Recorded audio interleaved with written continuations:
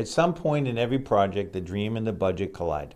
Yep. It's just the way it is. What is the phrase? The feet hit the pavement, or the what? Yeah, there's Shit hits the fan. Yeah, that. But so assuming that they've already, so at that point we as the designers take a pause and wait for them to have those conversations with the contractors. So there's a lull in there, and maybe some questions from some contractors. Right. Yep. And there's a little bit, and then eventually they land on a contractor.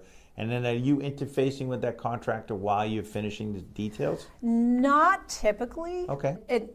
Every project is different. I understand. But everything we're saying today is general, right? We're not, there's always exceptions to every rule. It depends. So like I have some contractors who they're the ones that fed me that client. So during the entire process, I'm typically working with them so they're helping on that project. For budgetary guidance as you're moving along. Other projects, people are just getting quotes right at that schematic design level. And so at that point, they haven't had anybody look at it.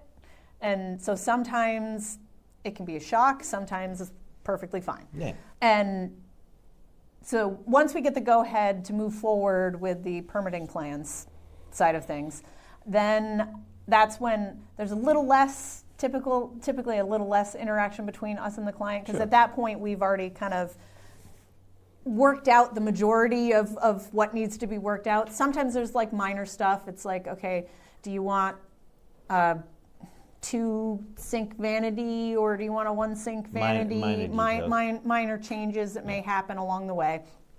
But we put in all of the code information that the so at that point you make it into a real set of drawings that can be submitted for construction and permitting. Yep. And you endeavor to answer as many questions as you possibly can think of on that piece of paper. Yep. And a lot of the times with our stuff at that point, we're not necessarily contracted for picking finishes, but we'll do stuff like, okay, we'll keep in mind that you want to put carpet in this room, or wood. We're not getting into the details at that point of, okay, we want this specific carpet, or this. So generic finishes, just so we know this is going to be a clapboard, this is going to be asphalt roofing. Right. And then the rest is up to either designer, or if the homeowner's comfortable, they're saying, or they're matching existing conditions. Yeah, because we're often doing a lot of